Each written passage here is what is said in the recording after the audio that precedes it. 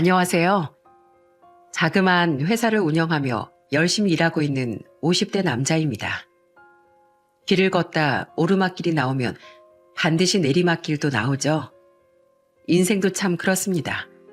잘 되다가도 안 되고 안 되다가도 잘 되는 일이 계속 반복되는 것 같으니까요. 그렇게 오르락 내리락 하면서 살다 보니 참 많은 사람들을 만나봤는데 누가 그러더라고요. 잘 될 때 곁에 있는 사람보다 안 될 때 술 한 잔 사주는 사람이 진짜 자기 사람이라고. 그래서 전 오늘 제가 힘들 때 가장 먼저 손을 내밀어준 제 인생에서 가장 특별하고 소중한 친구에 대해 이야기를 해볼까 합니다. 저는 원목 가구 회사를 운영하며 가족들을 먹여 살리고 있어요. 사장님이라고 해서 뭐 대단한 건 아니고 그냥 소소한 벤처 회사라 규모가 크진 않습니다. 가족은 저와 아내 그리고 아들 하나 딸 하나로 단란한 4인 가족인데요. 하나만 키우자니 외로울 것 같아 딸을 하나 더 낳았는데 딸아이 애교 덕에 온 가족이 화기애애하게 잘 지내고 있죠. 가구회사는 아버지께서 하시던 작은 가구점을 더 크게 키워보고 싶다는 마음에 시작하게 되었어요. 어릴 때 제가 쓰던 책상이며 의자를 모두 아버지께서 만들어주셨는데 그게 제 꿈이 되었죠. 저는 제 일에 굉장히 만족하며 살고 있었어요. 나름 입소문을 타 한때는 밀려드는 주문으로 직원도 5-6명 정도 둘 만큼 회사를 키울 수 있었습니다. 아버지께서 제게 해주셨던 것처럼 저도 제 아이들이 쓰는 책상이며 의자, 옷장 따윈 전부 직접 만들어줬는데 애들도 무척 좋아했고요. 물론 벤처 회사라는 게 그렇듯 수입이 좀 왔다 갔다 하긴 했지만 그래도 직원들 월급 주고 우리 4가족 먹고 살 정도는 되었답니다. 특히 애들이 아직 어릴 땐 한창 사업이 잘 될 때라 순풍에 돛을 단 배처럼 모든 일이 순조로웠고요. 일이 바쁘긴 해도 집에 가면 애들 재롱의 모든 고단함이 싹 잊혀지는 충실하고 행복한 매일매일이었죠. 그저 조금 걱정이 있다면 딸아이가 체력이 약해서 잔병치레가 많았다는 거였는데요. 체력이 약해서 그런지 자주 코피를 흘리고 어디 살짝 부딪히기라도 하면 자꾸 멍이 들어서 아내가 참 속상해했던 기억이 납니다. 여보, 아까 현아 다리 봤어? 세상에, 오늘은 글쎄 무릎이 새까맣게 멍이 들어서 온 거 있지. 처음에 어디서 맞고 온 줄 알고 너무 놀라서 무슨 일이냐고 물었는데 유치원에서 뛰어놀다가 책상에 부딪혔대. 애가 누굴 닮아서 저렇게 살성이 약하지? 체력도 너무 약하고 아무래도 병원이라도 한번 데려가 볼까 봐. 별일이 없겠지만 그래도 또 모를 일이고 멍에 좋다는 약이 있으면 처방이라도 받아보게. 여자이다 보니 혹시나 어디 흉이라도 질까 아내가 더 신경을 많이 썼어요. 아직 어려 못 모르겠지만 커서 몸에 이런저런 흉이 많으면 딸아이가 나중에 속상해하고 주눅이 들까 노심초사했죠. 저 역시 평소 딸아이가 자주 여기저기 다쳐오는 게 마음에 걸렸던 터라 그렇게 하라고 말해주었고요. 그런데 며칠 뒤 그날도 밀려드는 주문 때문에 공장에 갔다가 뒤늦게 핸드폰을 보니 부재중 전화와 빨리 전화하라는 문자가 잔뜩 와 있더라고요. 처음엔 이 사람이 무슨 일이기에 이렇게 호들갑인가 했는데 아내와 통화라곤 그야말로 소스라치게 놀라고 말았습니다. 여보, 왜 이렇게 전화를 안 받아? 현아가, 우리 현아 어떡해. 우리 현아 백혈병이래. 여보 빨리 와. 의사 선생님이랑 이야기해야 되는데 나 너무 무서워서 혼자 못 듣겠어. 현아도 불안한지 애가 계속 울고 나 지금 어떻게 해야 될지 모르겠어. 빨리 와. 우리 현아 어떡해. 백혈병이라니. 이제 유치원을 다니는 어린애일 뿐인데 백혈병이라뇨. 처음엔 정말 누가 몰래 카메라라도 하는 거 아닌가 그런 생각이 들었습니다. 잔병치레 많이 하긴 해도 그렇게 밝게 웃고 잘 뛰어다니던 딸아이가 백혈병이라니 도저히 믿을 수가 없었죠. 병원으로 차를 몰아서 가는 길에 어찌나 손이 벌벌 떨리던지 이러다 사고라도 내고 병원으로 실려가는 게 아닌가 싶을 정도였습니다. 다행히 무사히 병원에 도착해 아내에게 전화를 하자 아내와 딸아이가 내려왔어요. 아내도 아내지만 현아도 어찌나 울었는지 눈이 새빨갛게 부었더군요. 저는 현아의 조망만한 손을 잡고 괜찮다고, 이제 아빠가 왔으니 전부 괜찮다고 말하며 안아주었습니다. 무슨 일인지도 모르고 그 말 한마디에 배시시 웃는 딸아이를 보는데 어찌나 마음이 아프던지요. 저는 자신은 무서워서 도저히 못 듣겠다며 대신 의사 선생님과 이야기해달라는 말에 고개를 끄덕이고 혼자 병원 안으로 들어가 의사 선생님을 만났습니다. 저 역시 불안하고 무서웠지만 어차피 딸아이와 함께 결과를 들을 수도 없었고 그렇다고 혼자 둘 수도 없으니 그게 최선이었죠. 선생님, 급성 림프모구 백혈병이라뇨? 하지만 저희 현아가 체력이 좀 약해서 그렇지 얼마나 건강한데요. 애들이랑도 잘 뛰어놀고 유치원도 잘 다니고 있습니다. 혹시 결과가 잘못 나왔을 가능성은 없나요? 다른 환자 거랑 바뀌었다던가. 그럴 리가 없어요, 선생님. 다시 한 번만 확인해 주세요. 현아의 병은 급성 림프모구 백혈병으로 혈액암이었습니다. 보통 혈액검사, 골수검사를 통해 확진을 내리는데 현아의 경우 며칠 전 이미 검사를 받았고 오늘 검사 결과가 나온 거였습니다. 저는 도저히 믿을 수가 없어 몇 번이나 선생님께 재확인을 요청했지만 종이에 적힌 이름은 제 딸아이의 것이 맞았어요. 차라리 꿈이었으면 했습니다. 아직 어려서 너무나 작고 연약한 아이에게 암이라니. 왜 이런 가혹한 벌이 현아에게 내려진 것인지 도무지 이해할 수가 없었죠. 그나마 다행인 건 현아의 병을 상당히 빠르게 발견한 덕에 저위험군 진단을 받았다는 거였습니다. 만약 대수롭지 않게 넘기고 시간을 끌었다면 힘들었을 거라고 선생님께서 그러시더군요. 저 조그만한 어린아이가 큰 수술이라도 받아야만 어쩌나 걱정했는데 다행히 그것도 아니었고요. 애초 혈액암은 외과 수술로는 치료할 수가 없어 항암제를 투약하는 방법으로 치료를 할 거라고 하셨죠.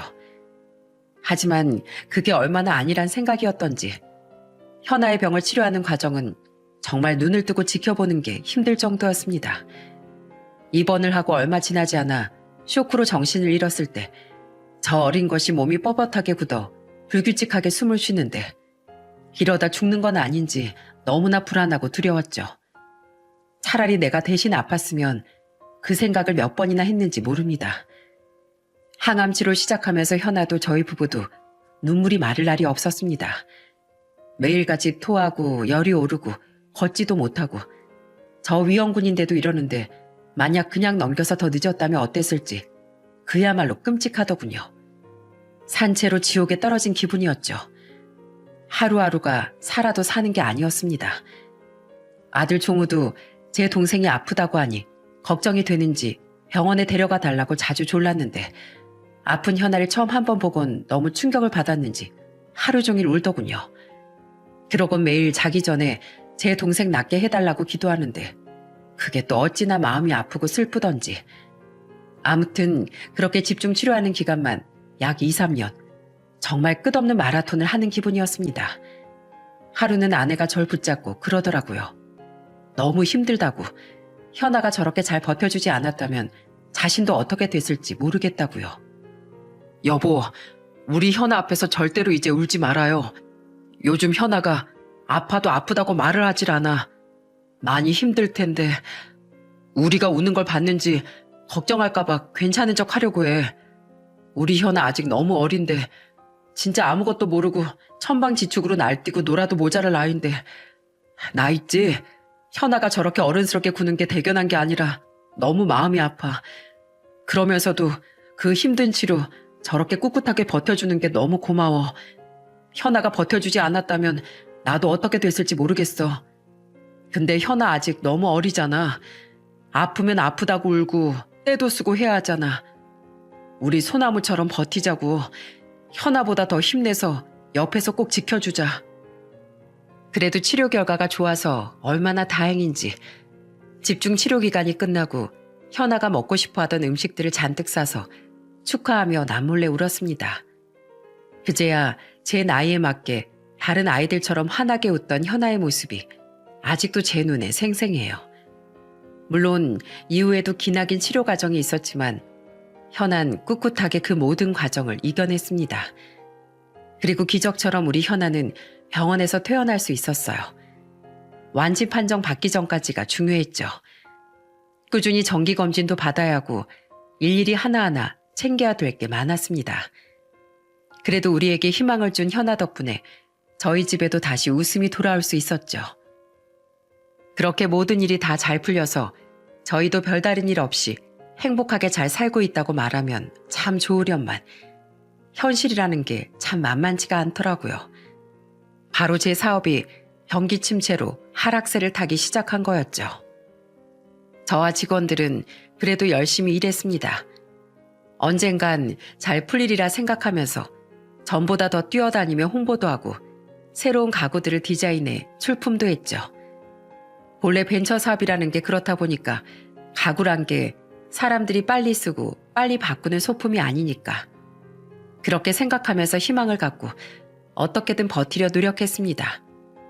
그렇게 열심히 발로 뛰니 가구 주문 제작을 맡겨주는 업체들이 하나둘 나타나더군요. 이제야 우리 노력이 빛을 보았다며 저와 직원들 모두가 기뻐했습니다. 큰 거래들은 아니지만 그래도 한 곳 한 곳 모두 소중하게 정성을 다해 가구를 만들어 배송도 했고요. 솔직히 이제 되었다 생각도 들었습니다. 이대로만 간다면 어떻게든 버틸 수 있을 거라는 희망이 보였죠. 그런데 하루는 회사에서 다급하게 전화가 걸려오더군요. 제법 규모가 있는 카페에서 인테리어와 손님용으로 쓸 테이블들을 주문 제작 맡긴 건이 있었는데 원목이 잘못 발주된 것 같다고요. 너무 놀라 아내를 병원으로 부른 뒤 저는 곧장 회사로 달려갔습니다.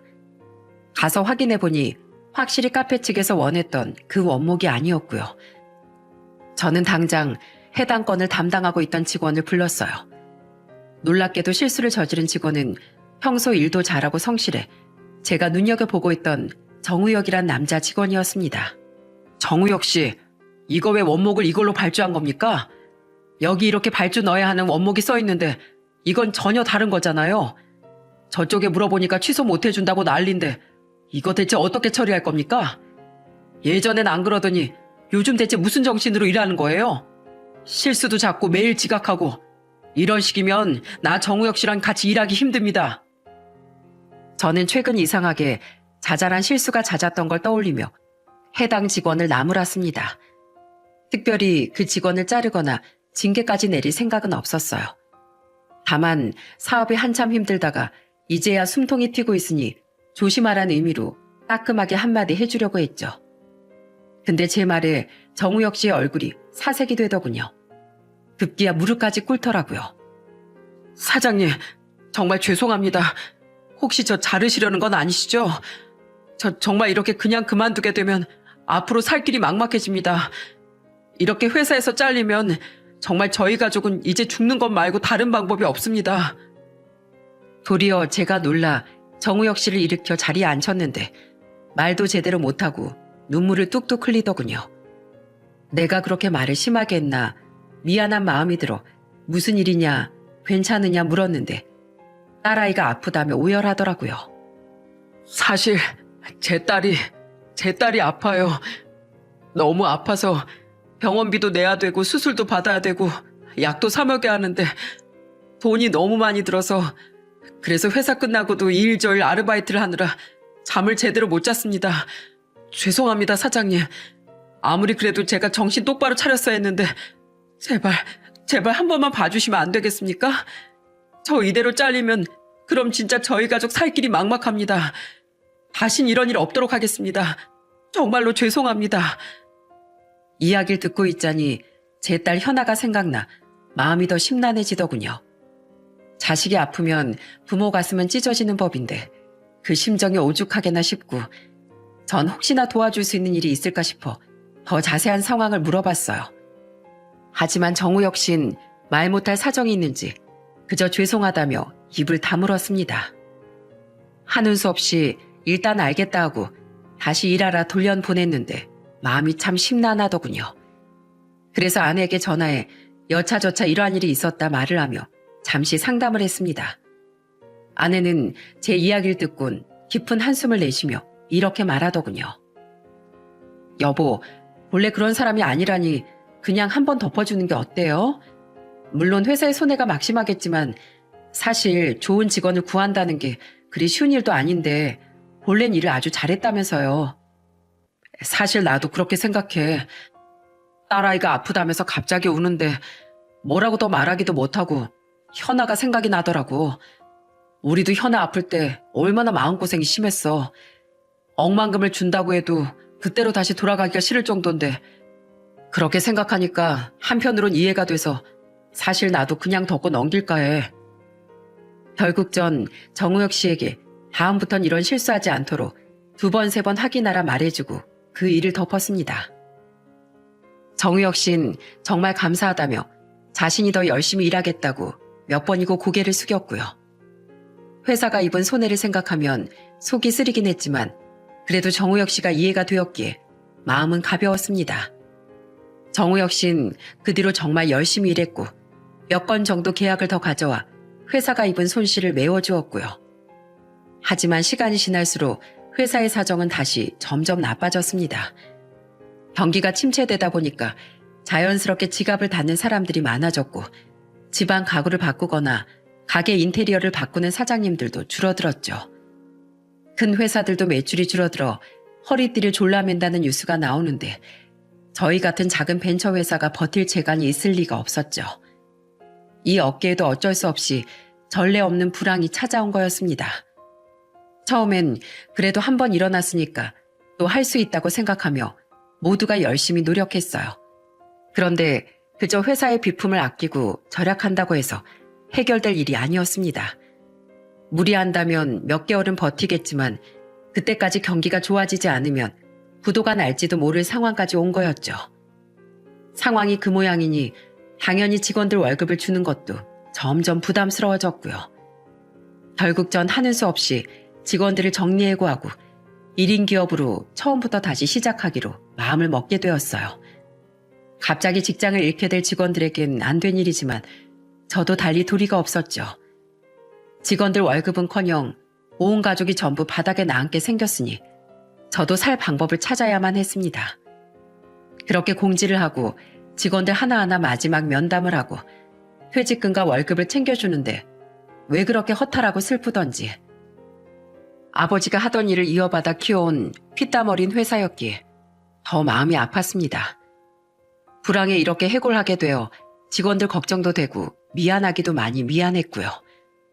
다행히 다들 상황은 잘 알고 있었기에 수긍하고 서로 좋은 말을 건네며 헤어질 수 있었습니다. 딱 한 사람 정우혁 씨만 제외하면 다들 크게 걱정이 되지 않았죠. 그 중에서도 정우혁 씨가 갑자기 울면서 제 앞에 무릎을 꿇더군요. 너무 놀라서 왜 그러느냐, 일어나라. 정말 미안하지만 나도 방법이 없다고 말을 하는데 그 직원이 충격적인 이야기를 꺼내더군요. 사장님, 제발 어떻게든 해고만은 제발 다시 고려해 주시면 안 될까요? 지금 이렇게 회사를 그만두게 되면 당장 먹고 사는 게 막막해집니다. 전에 제가 제 딸아이가 어디가 아픈지 말씀 못 드렸죠? 사실 우리 딸아이가 은비가 분열 뇌증으로 뇌병변 1급 장애 판정을 받았어요. 지금 7살인데 다른 애들 한창 뛰어놀라에 혼자 일어나 앉지도 못하고 몸도 제대로 못 가눕니다. 매달 들어가는 병원비며 약값, 회사에서 잘리면 도저히 감당이 안 됩니다. 그렇다고 아픈 아이를 그냥 둘 수도 없지 않습니까? 제발 어떻게 좀 안 될까요? 사람 하나 살리신다고 생각하고 제발 부탁드립니다. 정우혁 씨의 딸이 아프다는 건 알고 있었지만 장애 판정까지 받았다는 사실을 저는 그날 처음으로 알았어요. 정우혁 씨 역시 주위에 그런 이야기를 하면 부담스러울까봐 처음으로 다른 사람에게 말을 해봤다더군요. 그러면서 처음으로 자신의 이야기를 털어놓는데 얼마나 충격을 받았던지, 내가 좀 더 관심을 가지고 도와줬다면 좋았을 텐데 하며 후회가 될 정도였습니다. 전 분열 뇌증이라는 병명이 생소해서 알아보니 선천성 기형질환으로 뇌병변 장애를 비롯한 복합 장애를 수반하는 희귀 질환이라더라고요. 한마디로 아주 무섭고 병원비가 많이 들어가는 병이었어요. 처음에 분열 뇌증이란 진단을 받고 의사 선생님께 설명 들었을 땐 정말 세상이 무너지는 줄 알았어요. 저 어린 것이 혼자 일어나거나 앉을 수도 없다니, 정말 신이 있다면 이럴 수는 없다며 원망도 많이 했죠. 하지만 어쩌겠습니까? 어떤 모습으로 어떤 병과 장애를 가지고 있든 제 자식이지 않습니까? 딸아이와는 의사소통조차 제대로 되지 않았지만 그래도 방긋방긋 웃는 얼굴을 보면서 뭐든 이겨낼 수 있다고 자신했죠.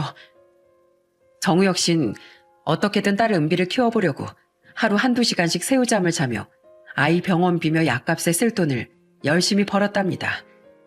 낮엔 회사에서 퇴근하곤 야간 도로 공사며 대리며 이것저것 안 해본 일 없이 닥치는 대로 일했다더군요.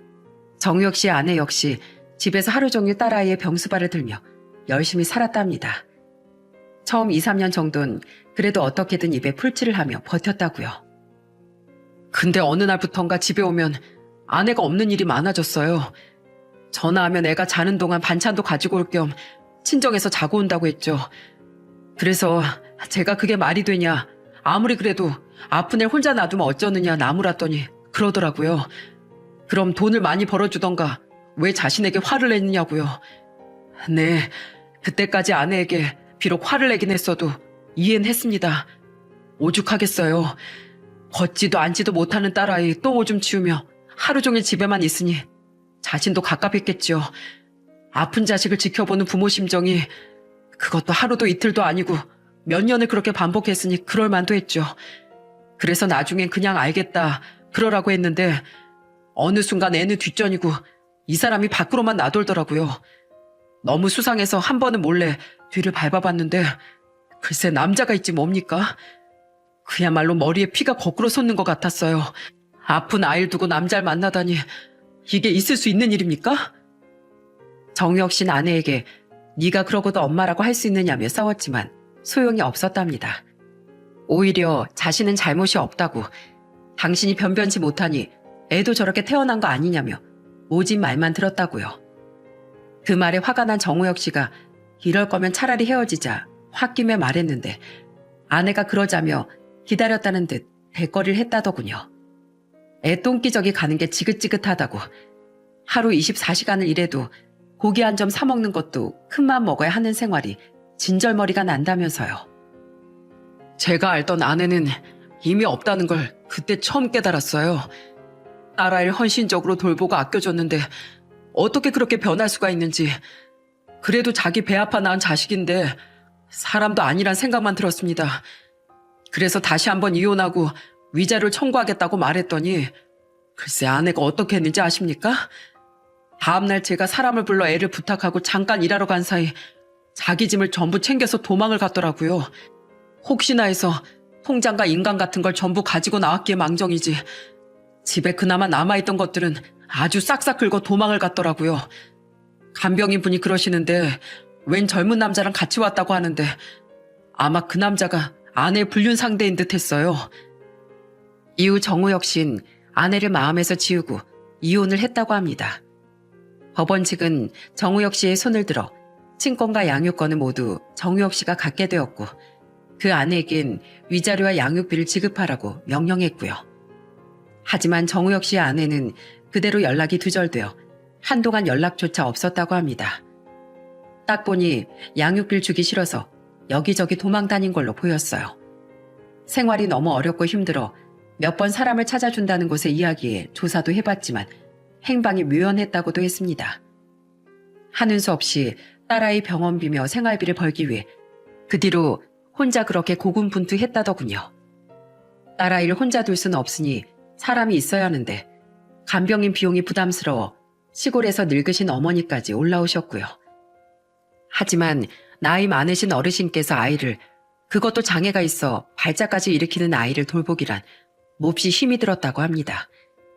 특히 정우혁 씨 어머니께선 허리 디스크가 좋지 않아 고생 중이시라고 하니 그 고충이야 말로 다 하기 힘들었겠죠. 정우혁 씨는 어머니께서 허리가 나으실 동안 딸아이를 돌봐줄 사람을 구하려 더 열심히 일을 했답니다.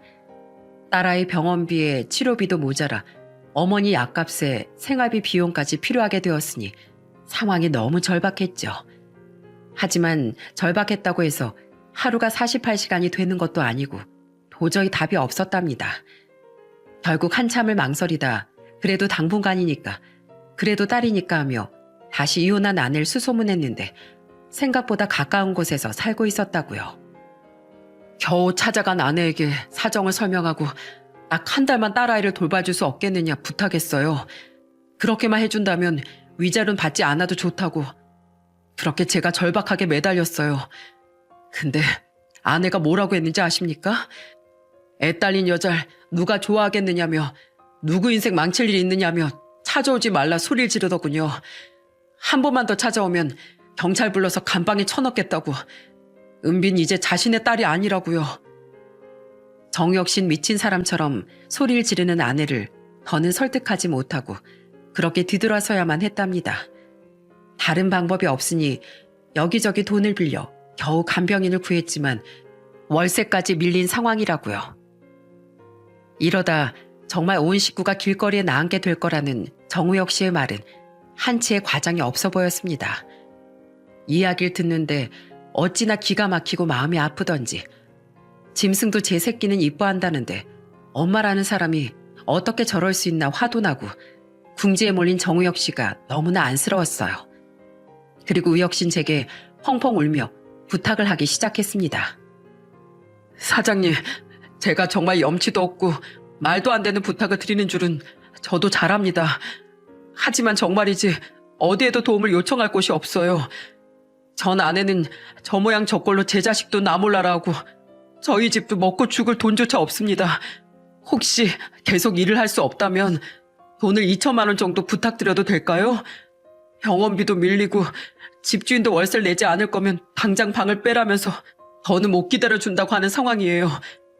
저 혼자 몸이면 길바닥에서라도 자면 막노동이라도 하고 어떻게든 살겠지만 제 딸아이나 어머니는 그런 생활을 버틸 수가 없습니다. 정말 이렇게 부탁드립니다. 도와만 주신다면 제가 반드시 돈도 갚고 그 은혜도 꼭 갚겠습니다. 저는 일단 정우혁 씨에게 하루만 생각할 시간을 달라고 말하고 집으로 돌아왔습니다. 현관에 들어서자마자 종우와 현아가 쪼르르 달려나와 저를 반기는데 그 광경이 참 평소와 다르게 느껴지더군요. 내가 힘들다 하지만 그래도 난 아직 살만하구나.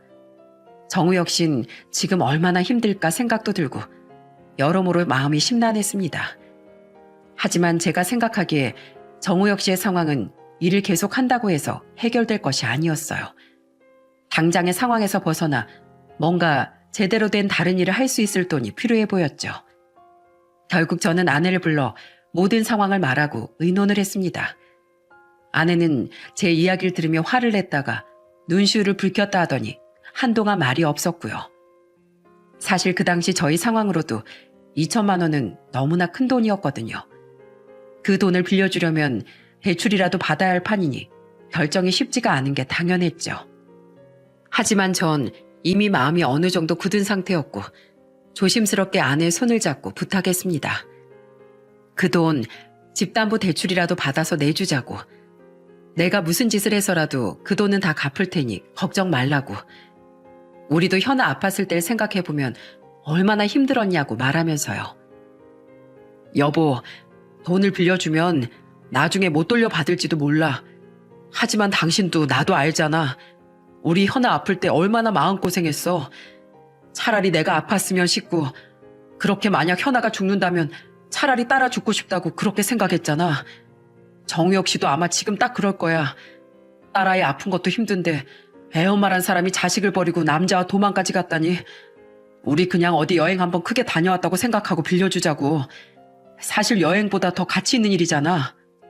아내는 한참을 제 얼굴을 쳐다보곤 한숨을 푹 내쉬며 결국 고개를 끄덕였습니다. 제가 선뜻 그 큰 돈을 내어주자 할 만한 사람이라면 자신도 믿겠다고 말하면서요. 난 솔직히 그 사람 잘 몰라. 하지만 당신이 그렇게 말하니까, 그리고 우리 현아 생각도 나고 그래서 너무 마음이 아프니까 당신 하자는 대로 할게. 당신이 다 생각이 있겠지. 뭐 나쁜 일도 아니고 좋은 일에 쓰는 거니까 당신 말대로 우리 그냥 여행 다녀왔다고 생각하자. 사진 한 장 없어도 세상에 다시 없을 가장 아름다운 여행을 다녀왔다고 그렇게 생각할게. 대신 당신 더 힘내야 돼. 알지? 다른 사람 사정도 안타깝지만 우리 종우, 현아 생각해서 더 열심히 해야 돼. 이해해줘서 고마워 여보. 내가 앞으로 더 잘할게. 돈도 많이 벌고 그래서 당신이랑 우리 종우 현아 데리고 진짜 여행도 가고 그렇게 할 수 있게 노력할게. 저는 다음날 곧장 대출을 받아 정우혁 씨를 만나 입금을 해주었습니다. 정우혁 씨는 제가 정말로 그 큰 돈을 내어줄 거라곤 생각지 않았는지 계좌에 입금된 돈을 보고 화들짝 놀라며 눈물을 펑펑 흘렸고요. 감사합니다. 제가 이 은혜는 정말 살아서도 갚고 죽어서도 꼭 갚겠습니다. 이 돈이 제게 얼마나 지금 중요한지 생명과도 같은지 모릅니다. 절대로 이 은혜 잊지 않을게요. 제가 무슨 짓을 해서라도 2배, 아니 3배로 갚아드리겠습니다. 텅 빈 사무실에서 정우혁 씨가 아이처럼 큰 소리로 엉엉 우는데 저도 눈물이 나더군요. 나중에 어떻게 알았는지 주위에서 제게 멍청하다, 바보 같다며 수군거리긴 했지만 뭐 아무래도 좋았어요.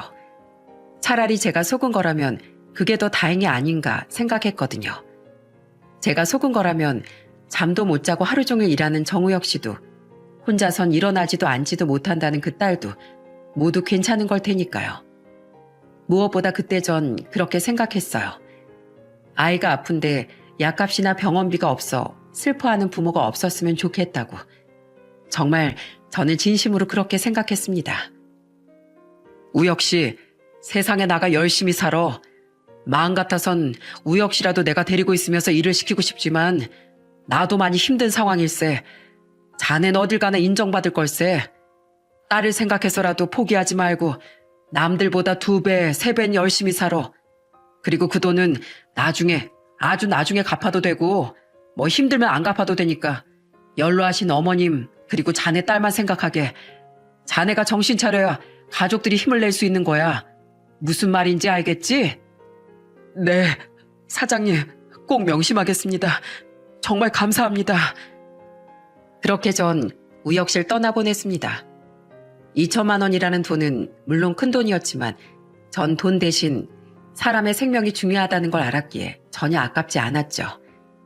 그렇게 파란만장하게 회사를 정리하고 저는 1인 기업 체제로 돌아가 처음부터 다시 시작하게 되었어요. 직원들 월급이며 부대 비용들이 많이 나가지 않으니 어떻게 그럭저럭 먹고 살만해서 숨통이 좀 튀었죠. 이전에 거래를 했던 곳에서 간간히 주문 제작을 해오기도 했고 정말 다행이었습니다. 우혁 씨는 그렇게 돈을 빌려가고 난 뒤에도 가끔 제게 연락을 해왔습니다. 오늘 은비가 무슨 치료를 받았다. 어머니 디스크는 이제 괜찮으시다. 사장님께서 돈을 빌려주신 덕에 작은 떡볶이 노점을 하나 하고 있다 등등. 주로 자신이 어떻게 지내고 있는지 그리고 저는 어떤지 근황을 묻는 전화였죠. 전 혹시나 우혁 씨가 빌린 돈 때문에 부담을 느낄까 싶어 절대로 제가 먼저 연락하진 않았어요. 어차피 그 돈은 없는 돈이다 하며 살기로 했기 때문에 더더욱 그랬습니다. 물론 일이며 애들이며 이것저것 다른 신경 쓸 일도 많았고요. 그런데 그놈의 경기는 대체 언제나 좋아지는지 아니면 저만 안 좋은 건지 처음엔 이대로 유지만 하자 싶던 제 사업이 다시 점점 하락세를 보이고 있었습니다. 여기저기 발품을 팔아가며 열심히 일했지만 저만 힘든 건 아닌지 새로운 일을 따내기가 정말 하늘의 별 따기나 다름없더군요. 말이 1인 기업이지 사실상 동네 구멍가게나 마찬가지인 저 혼자만의 회사가 자본력이 강한 기업들과 경쟁하긴 도저히 무리였고 그저 새로 창업하는 상점가나 집 인테리어에 들어갈 가구들 위주로 소소하게 일을 하는데도 힘들긴 매한가지였습니다. 결국 궁지에 몰릴 대로 몰려 폐업 위기까지 찾아와 은행에 대출까지 알아봤지만 모두 거절당했습니다. 어떻게든 회사를 살리고 싶어서 친구들에게 부탁을 해봐도 돌아오는 답변은 조롱 섞인 충고뿐이었고요. 미안하다. 나도 요즘 영 어려워서 그렇게까지 못 도와줄 것 같아. 차라리 그냥 회사에 들어가는 게 어때? 벤처도 옛날에나 벤처 열풍이니 뭐니 했지. 요즘은 다들 힘들어하잖아. 아니면 너도 그 허세만 좋은 사장님 소리 듣고 싶어서 그러고 있냐? 그냥 안정적인 회사에 들어가서 월급이나 받아. 나봐. 불황이다 침체다 뭐다 해도 공무원 철밥통 든든하잖냐. 뭐 회사는 철밥통은 아니겠지만 지금 하는 것보다 훨씬 안정적일 거야. 야, 나 전화 끊어야 되겠다. 언제 한번 술이나 한잔하자. 못 도와줘서 미안하다. 그동안 주위 사람들 챙기며 열심히 살아왔다고 생각했는데 몇몇 친구들의 반응은 정말이지 절망스러웠습니다. 친구의 말에도 일리가 있다는 건 알지만 그래도 아버지께서 하시던 일을 잇는다는 의미가 있었기에 버텨왔던 제겐 날벼락이 따로 없었죠. 아내도 제가 힘들까봐 걱정하는지 따로 말은 안 했지만 통장을 보며 한숨을 쉬는 날이 많아졌습니다. 어느 날은 애들이 먹고 싶다는 과자값까지 고민하며 아끼는 아내를 보는데 정말이지 머릿속에 피가 차갑게 식더군요. 아무리 내가 원하는 걸 하며 살고 싶어도 내 아내와 내 자식들까지 희생을 치르게 할 수는 없지 않나. 이건 정말 아니지 않나 하고요. 결국 전 회사를 폐업할 수밖에 없었어요. 그리고 생활 전선으로 곧바로 뛰어들었죠. 여기저기 면접을 보러 다녔습니다. 이제 나이가 많아 어디 들어가기도 힘들 거란 걸 잘 알지만 그래도 그간 일한 경력이 있으니 일할 수만 있다면 어디든지 좋다고 생각했습니다. 몰릴 대로 몰려서 더는 물러날 곳이 없었다는 게 더 정확한 표현일까요? 하지만 세상은 녹록지가 않았고 면접은 매번 낙방. 나이가 많은 절 받아준 회사는 거의 없었습니다. 하지만 포기할 수 없었어요. 저는 세차장 알바부터 시작해 대리운전, 택배, 상하차 등을 하며 어떻게든 돈을 벌려고 노력했습니다. 세차장에서 일하며 도둑놈 소리도 듣기도 했어요. 차 안에 현금 100만 원을 넣어놨는데 없어졌다, 네가 훔친 것 아니냐, 경찰에 신고하겠다는 둥 도둑놈으로 몰리기도 했고 대리운전하며 취객들한테 뒤통수를 맞은 적도 한두 번이 아니었어요. 그때마다 전 지갑 속에 있는 아내와 아이들 사진을 보며 눈물로 버티기도 했었죠. 또 택배 상하차를 하면 무거운 짐을 옮기다가 허리가 나간 적도 있었습니다. 중간에 경력을 인정받아 가구회사에 취직도 했지만 직장 따돌림으로 그만둔 적도 있었고요. 나이 많다고 무시하고 텃세가 참 심한 곳이었죠. 거의 인간 취급도 못 받을 정도였습니다. 하지만 전 포기하지 않았어요. 그날도 다른 가구회사에 면접을 보고 온 날이었습니다. 그런데 갑자기 핸드폰에서 메시지 알림이 울리더군요. 처음엔 오늘 면접 보는 데서 연락이 온 줄만 알았습니다. 핸드폰에 잠금을 풀고 메시지를 보기 전까진 또 떨어진 걸까 하며 조금 낙심하고 있기까지 했죠.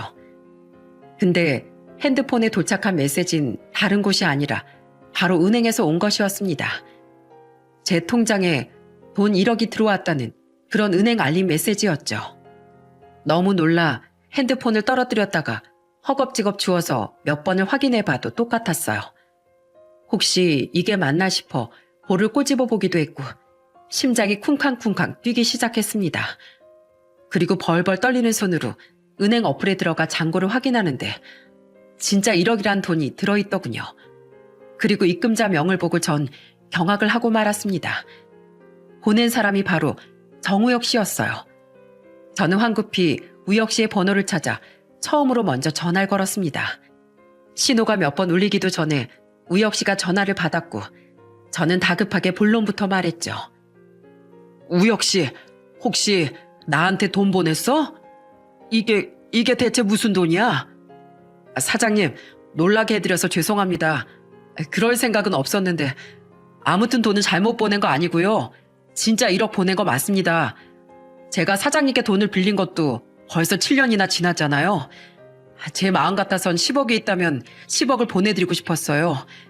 7년 전 그날 제가 절망하고 있을 때 제 주위의 친구, 친척들 모두 외면했을 때 도와주신 분은 사장님이 유일하셨으니까요. 1억으로도 제가 입은 그 은혜는 다 못 갚을 겁니다. 사장님 덕분에 제가 희망을 얻고 다시 일어설 수 있었어요. 제 은인이신데 이렇게라도 은혜 갚고 싶었습니다.